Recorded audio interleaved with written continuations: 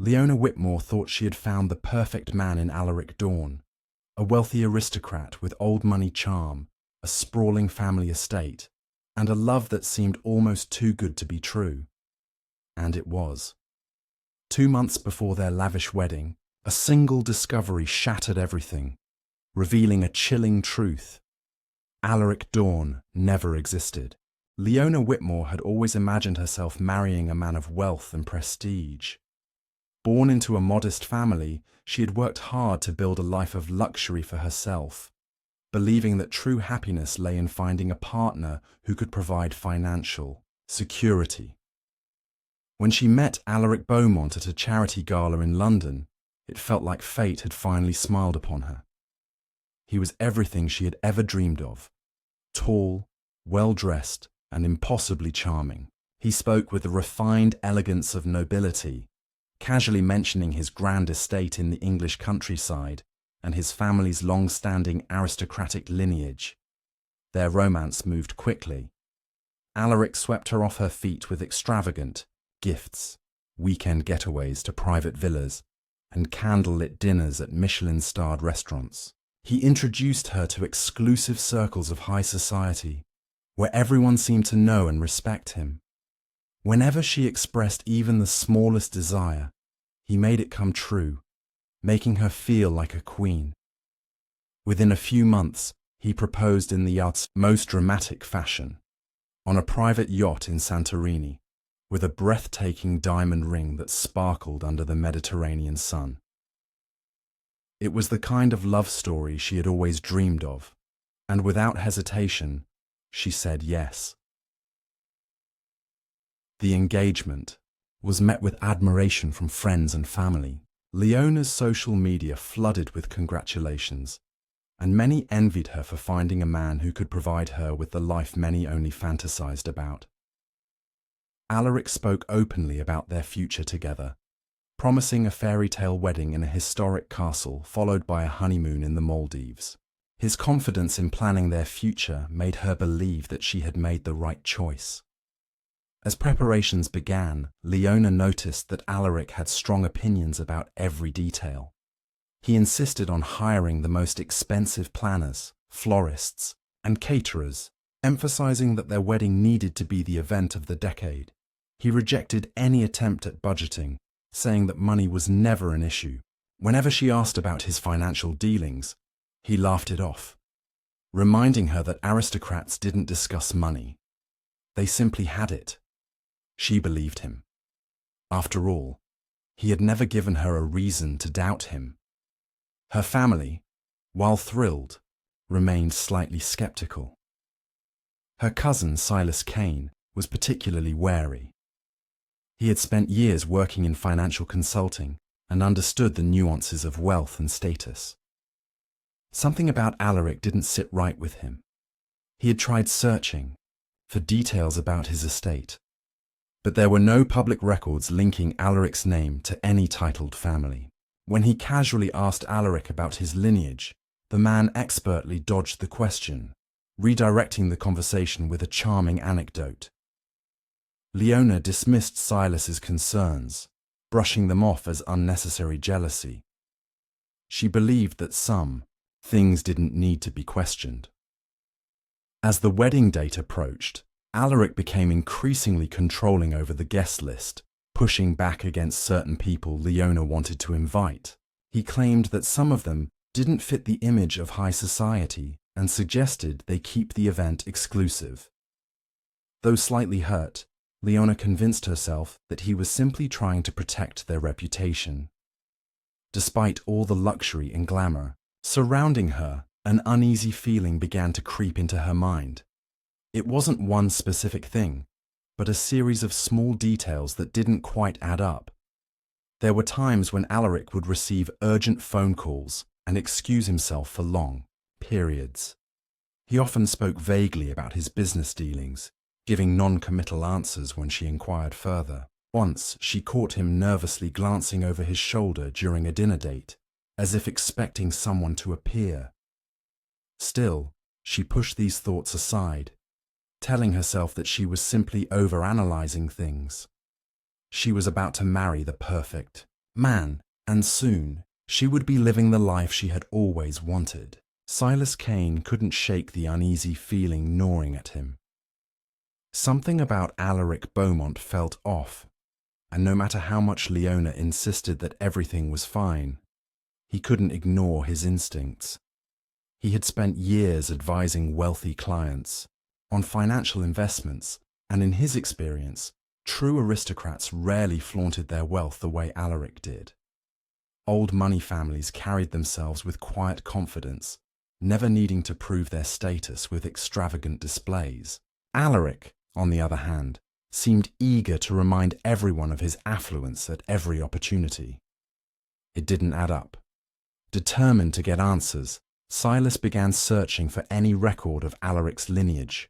His first step was looking into the Beaumont, family name in England's aristocratic history, but there was no mention of any titled estate under that name. Most prominent noble families had extensive records, passed down through generations.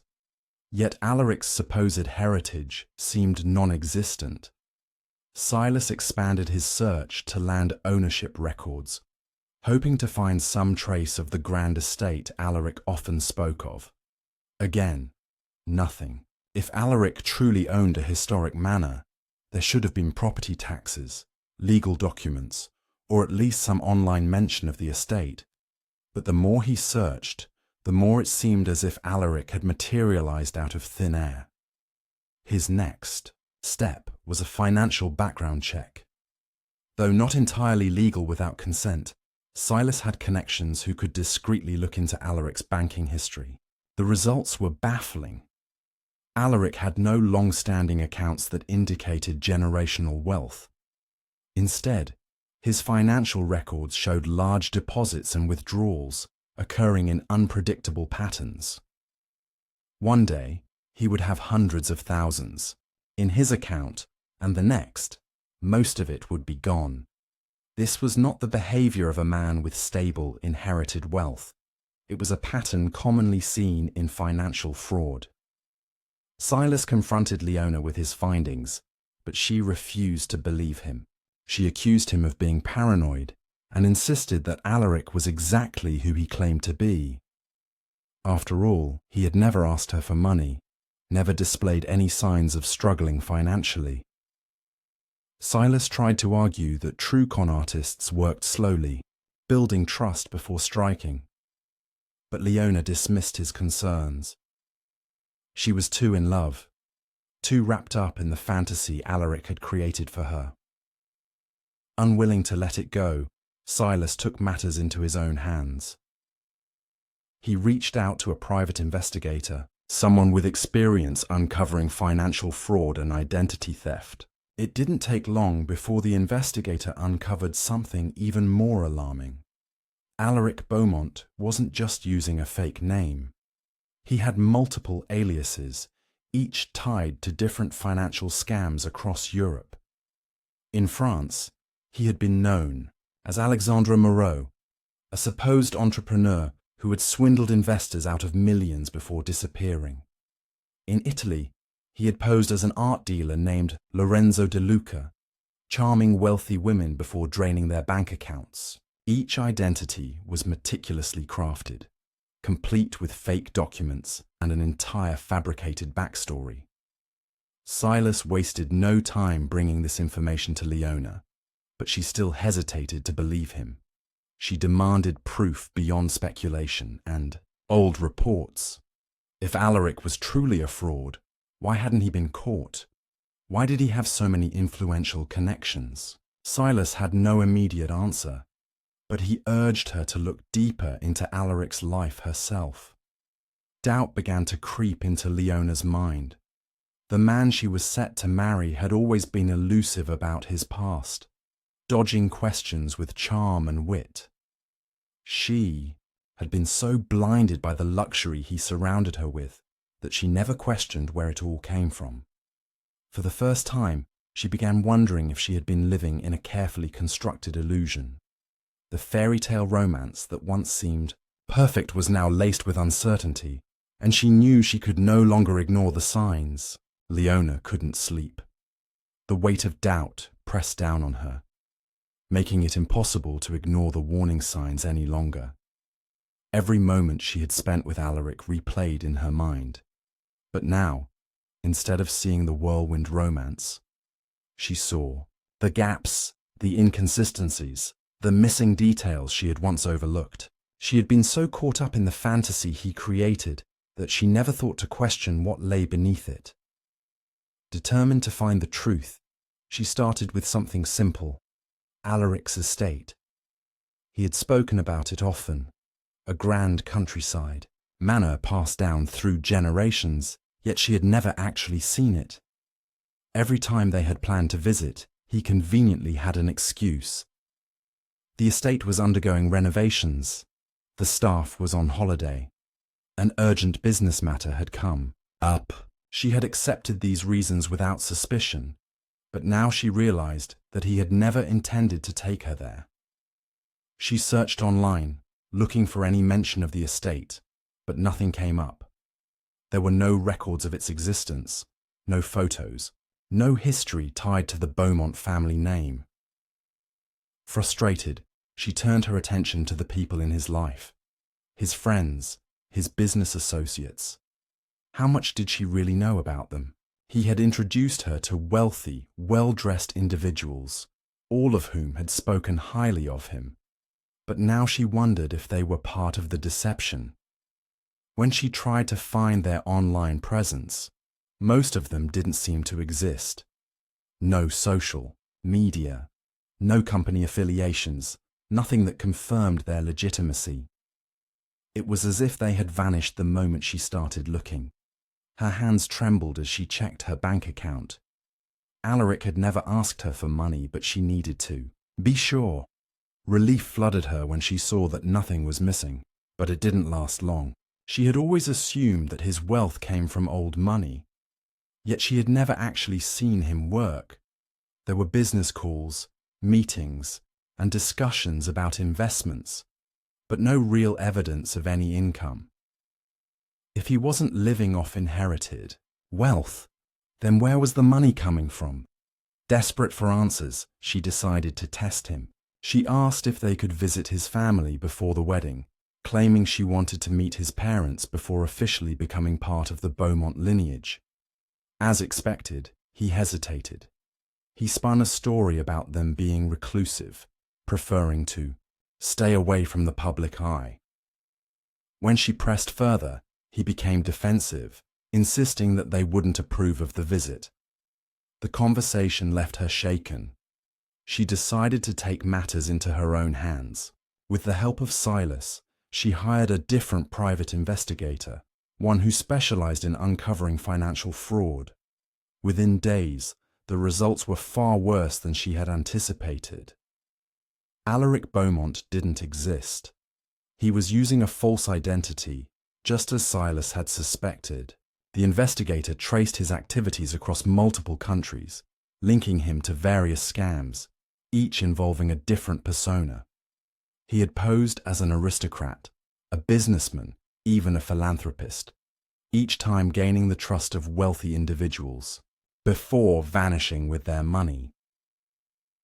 The final piece of evidence shattered any remaining hope Leona had held onto.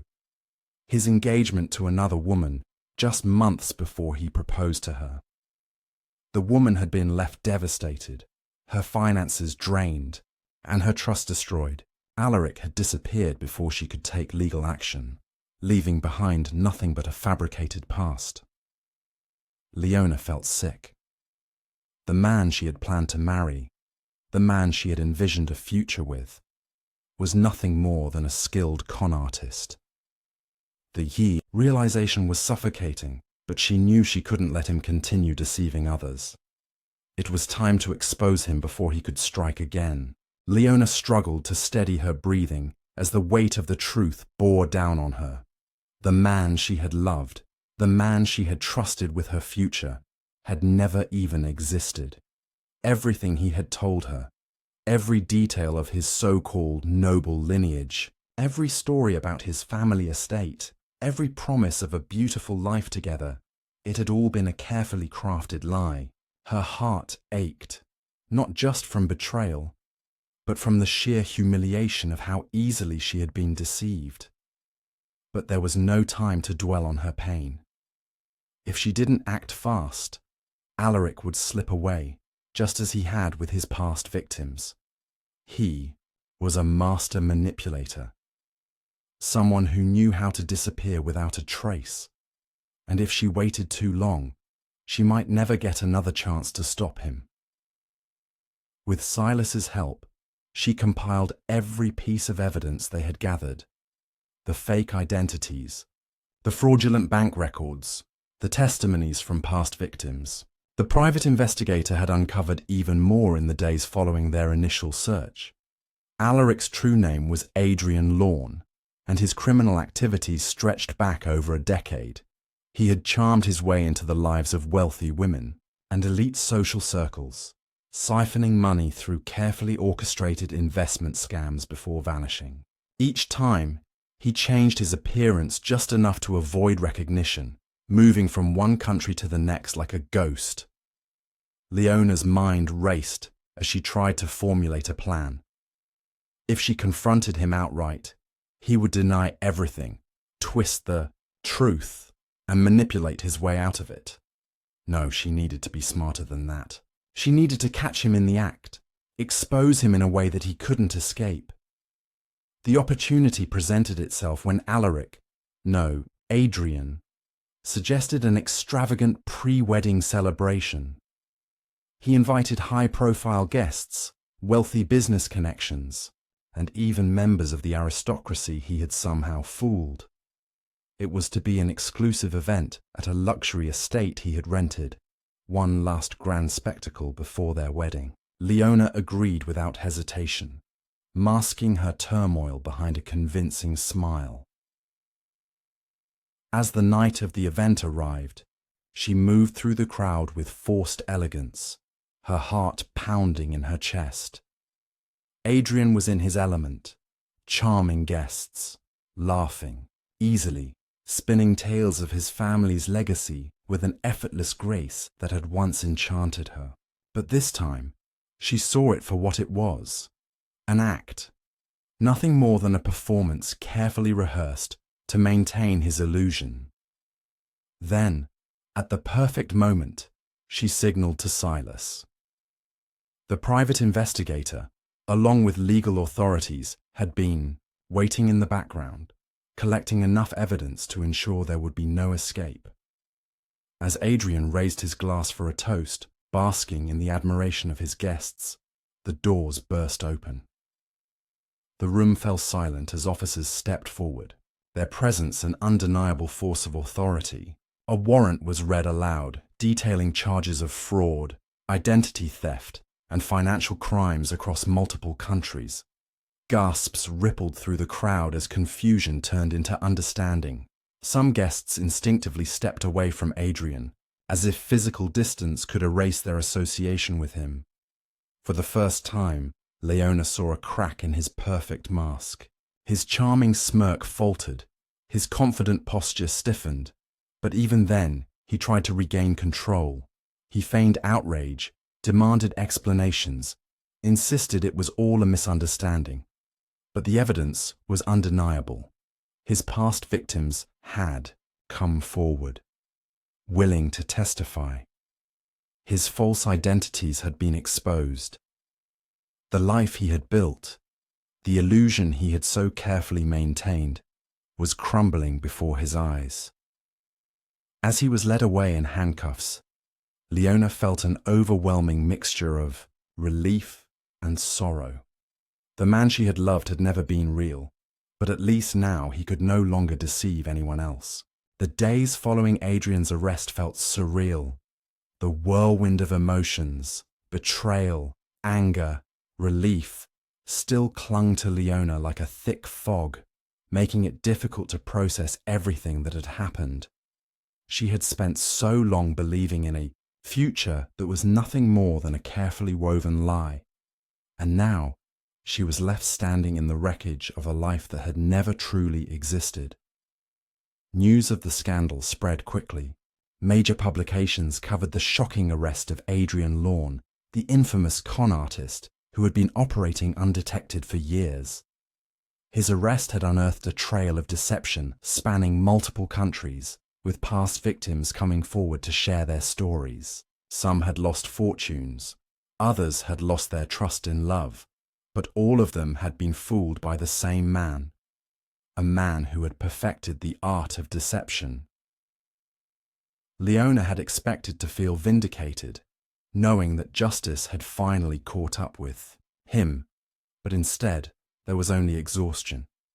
Reporters hounded her, eager to hear her side of the story.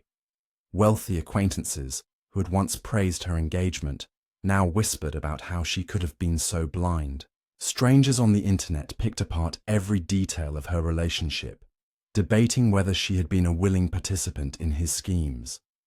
The scrutiny was suffocating. Silas remained by her side, offering quiet support without judgment. He was one of the few people who understood the depth of her humiliation, the shame that came with realizing how deeply she had been manipulated. He reminded her that she wasn't the first, nor would she be the last, to fall for someone who was too good to be true. But it wasn't just the loss of Adrian that hurt, it was the loss of herself. She had been so in love with the idea of him, of the life they were supposed to have, that she had ignored her own instincts. As the trial date neared, more damning evidence surfaced. Adrian's web of deceit was even larger than anyone had imagined. He had used different aliases to seduce women, forge business deals, and gain access to high society events.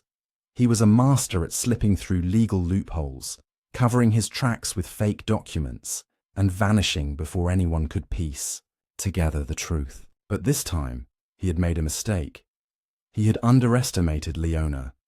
She decided to testify.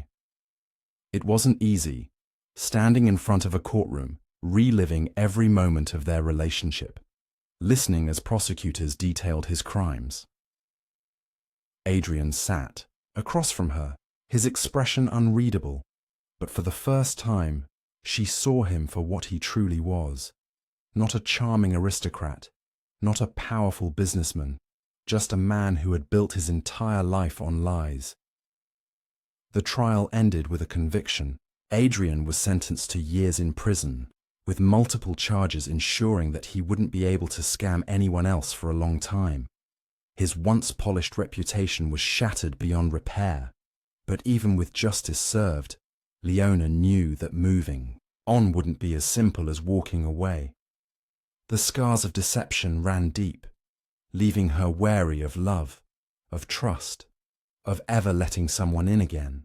The wedding that was supposed to be the happiest day of her life had turned into a cautionary tale. Yet, in the midst of all the pain, she found something unexpected: strength. She had uncovered the truth, stood her ground, and refused to let herself become another silent victim. She had been fooled, but she wasn't broken. As she walked away from the courtroom, the chapter of Adrian Lorne finally closed. She promised herself one thing: she would never let anyone else write her story again.